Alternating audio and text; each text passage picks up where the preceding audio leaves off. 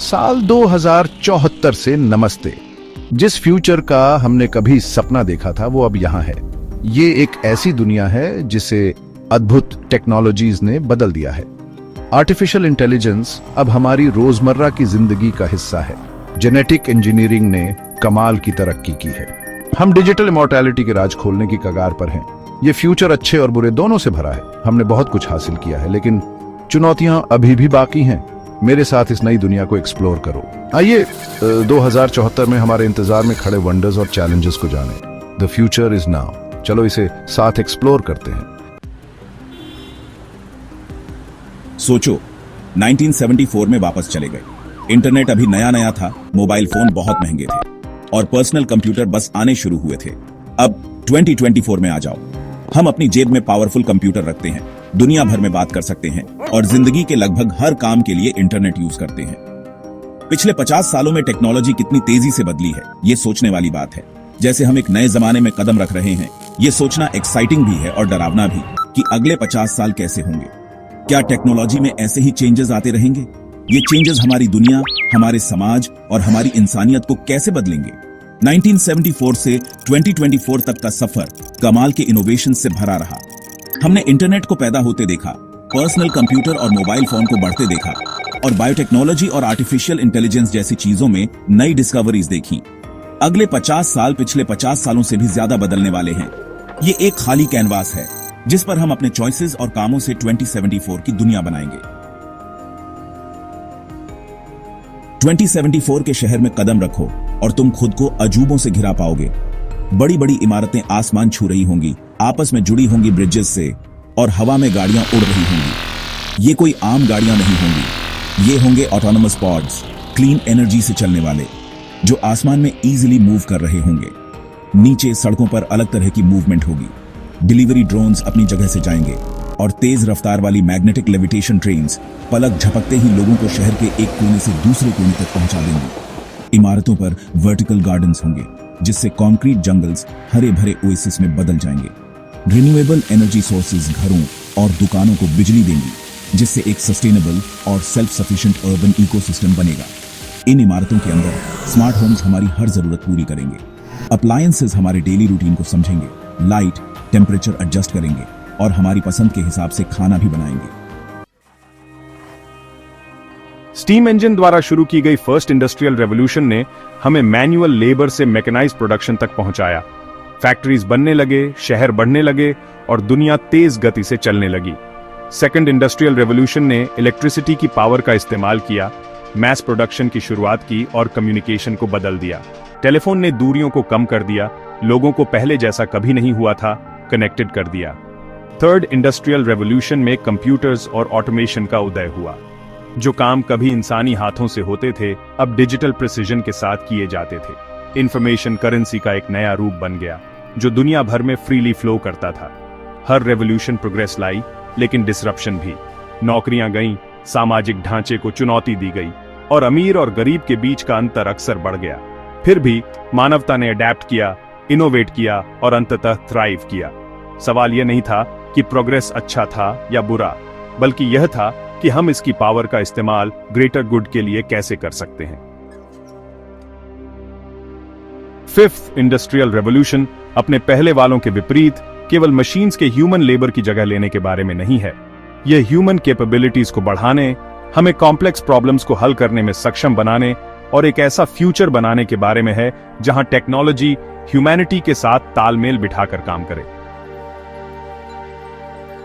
सोचो, आप ऐसे घर में जाग रहे हैं जो आपकी जरूरतों का पहले से ही अंदाजा लगा लेता है, जहां हर चीज का ध्यान रखा जाता है इससे पहले कि आप आंखें भी खोलें।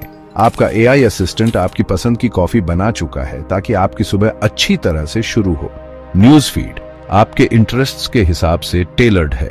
रात भर की इंपॉर्टेंट इवेंट्स का समरी देता है ताकि आपको ढेर सारी इंफॉर्मेशन में से छानबीन करने की जरूरत न पड़े। मेडिकल फील्ड में रोबोटिक सर्जन्स कॉम्प्लेक्स प्रोसीजर्स को इनक्रेडिबल प्रिसीजन के साथ परफॉर्म करते हैं, रिकवरी टाइम कम करते हैं और पेशेंट आउटकम्स को इंप्रूव करते हैं।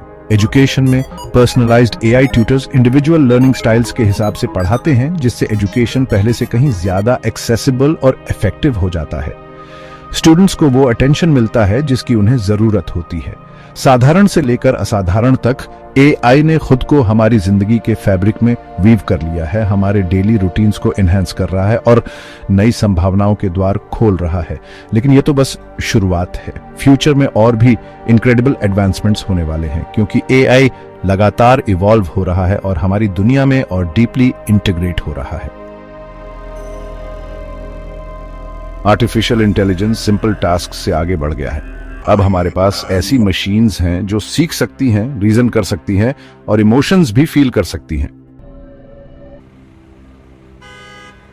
2074 हमें हमारे प्लैनेट के फ्यूचर के दो अलग अलग विजन्स दिखाता है। एक रास्ता हमें एक ऐसी दुनिया में ले जाता है जहां इंसानों ने अपनी पास्ट मिस्टेक्स से सीखा है और सस्टेनेबल प्रैक्टिसेस अपनाई हैं, जिससे हरे भरे शहर बने हैं और नेचुरल एनवायरनमेंट फिर से हेल्थी हो गया है।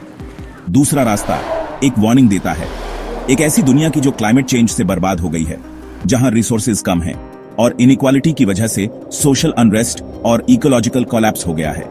पहले सिनेरियो में शहर सस्टेनेबिलिटी के मॉडल्स बन गए हैं। ग्रीन रूफ्स और वर्टिकल गार्डन्स इमारतों पर हैं, हवा को क्लीन करते हैं और वाइल्ड लाइफ के लिए जगह देते हैं। रिन्यूएबल एनर्जी सोर्सेज घरों और दुकानों को पावर देती हैं और advanced waste management systems pollution कम करते हैं और सर्कुलैरिटी को प्रमोट करते हैं। ट्रांसपोर्टेशन इलेक्ट्रिक व्हीकल्स और एफिशिएंट पब्लिक ट्रांजिट पर डिपेंड करता है, जिससे कार्बन एमिशंस कम होते हैं और एयर क्वालिटी इंप्रूव होती है। लेकिन दूसरा रास्ता एक डरावनी तस्वीर दिखाता है। इन दोनों फ्यूचर्स में से चॉइस हमारे हाथ में है। सस्टेनेबल प्रैक्टिसेस अपनाकर, रिन्यूएबल एनर्जी में इन्वेस्ट करके और एनवायरमेंटल कॉन्शियसनेस को प्रमोट करके हम एक ऐसा फ्यूचर बना सकते हैं जहां इंसान और नेचर साथ मिलकर रहें। सेक्शन 5, सितारों तक पहुंचना। 2074 में अंतरिक्ष की खोज। क्षितिज के पार एक्सप्लोर करने की इंसान की चाहत उतनी ही पुरानी है जितना खुद समय। 2074 में ये चाहत हमें अपने प्लैनेट से बहुत दूर अंतरिक्ष के विशाल विस्तार में ले गई है। स्पेस एक्सप्लोरेशन अब एक सपना नहीं बल्कि एक रियलिटी है, जो साइंटिफिक क्यूरियोसिटी, रिसोर्सेज की खोज और दूसरे प्लैनेट्स पर बसने की संभावना से ड्रिवन है। सोचो, रात के आसमान को देखो और सिर्फ चांद ही नहीं बल्कि दूर के स्पेस स्टेशंस और लूनर आउटपोस्ट्स की हल्की रोशनी भी दिखे। स्पेस टूरिज्म अब आम बात है, जिससे हर तरह के लोग हमारे प्लैनेट की खूबसूरती को दूर से एक्सपीरियंस कर सकते हैं। परमानेंट लूनर बेसिस और मार्शियन कॉलोनीज का बनना ह्यूमन हिस्ट्री में एक नया चैप्टर है। ये outpost scientific research, resource extraction और आगे चलकर कॉस्मोस में फर्दर एक्सप्लोरेशन के लिए स्टेपिंग स्टोन्स का काम करेंगे। जैसे जैसे हम कॉस्मोस में आगे बढ़ते हैं, हमें रिस्पॉन्सिबली और एथिकली ऐसा करना चाहिए, ये इंश्योर करते हुए कि नॉलेज और प्रोग्रेस की हमारी खोज दूसरे प्लैनेट्स या फ्यूचर जनरेशंस के लिए नुकसानदेह न हो। सेक्शन 6, नैतिक सीमा। आने वाले कल की चुनौतियों से निपटना। जैसे हम टेक्नोलॉजिकल एडवांसमेंट से बने फ्यूचर के थ्रेशोल्ड पर खड़े हैं, हमें एथिकल चैलेंजेस का सामना करना पड़ेगा, जिनके लिए केयरफुल कंसिडरेशन और प्रोएक्टिव सॉल्यूशंस की जरूरत है। वही टेक्नोलॉजीज जो हमारी जिंदगी को बेहतर बनाने का वादा करती है, उनमें एग्जिस्टिंग इनइक्वालिटीज को बढ़ाने, प्राइवेसी को कम करने और हमारी इंसानियत को खतरे में डालने की भी पोटेंशियल है। ये इंश्योर करना जरूरी है कि एआई को एथिकली डेवलप और डिप्लॉय किया जाए, सही सेफगार्ड्स और रेगुलेशंस के साथ, ताकि अनइंटेंडेड कॉन्सिक्वेंसेस को रोका जा सके और ये इंश्योर किया जा सके कि इन पावरफुल टेक्नोलॉजीज का यूज अच्छे के लिए हो। टेक्नोलॉजी पर बढ़ती रिलायंस डेटा प्राइवेसी और सिक्योरिटी के बारे में भी कंसर्न्स रेज करती है। डेटा कलेक्शन, स्टोरेज और यूज के लिए क्लियर गाइडलाइंस और रेगुलेशंस बनाना डिजिटल एज में ट्रस्ट मेंटेन करने के लिए जरूरी है। इन टेक्नोलॉजीज तक इक्विटेबल एक्सेस इंश्योर करना और डिस्क्रिमिनेटरी पर्पसेस के लिए उनके यूज को रोकना एग्जिस्टिंग सोशल इनइक्वालिटीज को बढ़ने से रोकने और एक ऐसा फ्यूचर बनाने के लिए जरूरी है जहां सिर्फ कुछ प्रिविलेज्ड लोग ही साइंटिफिक एडवांसमेंट्स का बेनिफिट उठाएं।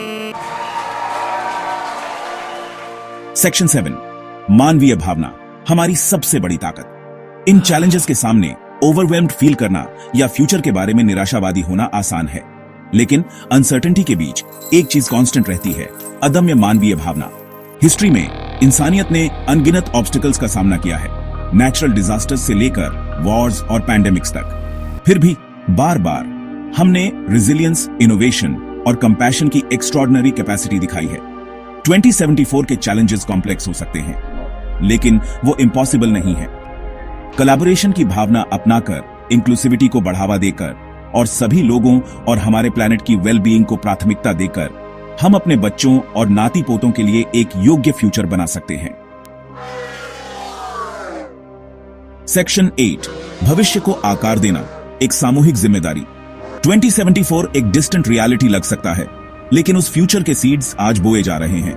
चॉइसेस जो हम आज करते हैं, इंडिविजुअल्स, कम्युनिटीज और नेशंस के रूप में, वो आने वाली जनरेशंस के लिए इवेंट्स का कोर्स डिटरमिन करेंगे। एक पॉजिटिव और सस्टेनेबल फ्यूचर बनाना सिर्फ गवर्नमेंट्स या लार्ज कॉर्पोरेशंस की जिम्मेदारी नहीं है। ये एक कलेक्टिव एंडेवर है जिसके लिए हर इंडिविजुअल की एक्टिव पार्टिसिपेशन की जरूरत है। हम में से हर एक का उस फ्यूचर को शेप करने में रोल है जो हम देखना चाहते हैं। एक जस्ट और सस्टेनेबल सोसाइटी बनाने के लिए खुद को और अपने लीडर्स को अकाउंटेबल ठहराकर हम इंश्योर कर सकते हैं कि हम जो फ्यूचर बना रहे हैं वो ऐसा हो जहां हर किसी के पास थ्राइव करने का अपॉर्चुनिटी हो। सेक्शन 9, आशा और नवाचार का ताना बाना। जैसे हम 2074 की अनसर्टन लेकिन पॉसिबिलिटीज से भरी दुनिया में देखते हैं, फ्यूचर को कॉशियस ऑप्टिमिज्म के साथ अप्रोच करना जरूरी है। चैलेंजेस रियल हैं, लेकिन इनोवेशन, कंपैशन और कोलैबोरेशन की हमारी कैपेसिटी भी रियल है। फ्यूचर कोई डेस्टिनेशन नहीं बल्कि एक जर्नी है जिस पर हम साथ मिलकर चलते हैं, पास के लेसन्स और एक बेटर टुमारो के शेयर्ड विजन के साथ, अपनी शेयर्ड ह्यूमैनिटी को अपनाकर, अपने प्लैनेट का ध्यान रखकर और टेक्नोलॉजी की पावर का यूज अच्छे के लिए करके हम एक ऐसा फ्यूचर बना सकते हैं जहां हर किसी के पास अपनी फुल पोटेंशियल तक पहुंचने और मीनिंगफुल और फुलफिलिंग लाइव्स जीने का अपॉर्चुनिटी हो। फ्यूचर ऐसी चीज नहीं है जिससे डरना चाहिए, बल्कि ऐसी चीज है जिसे शेप किया जाना चाहिए, करेज, विजडम और ह्यूमन स्पिरिट की पावर में अनवेवरिंग बिलीफ के साथ।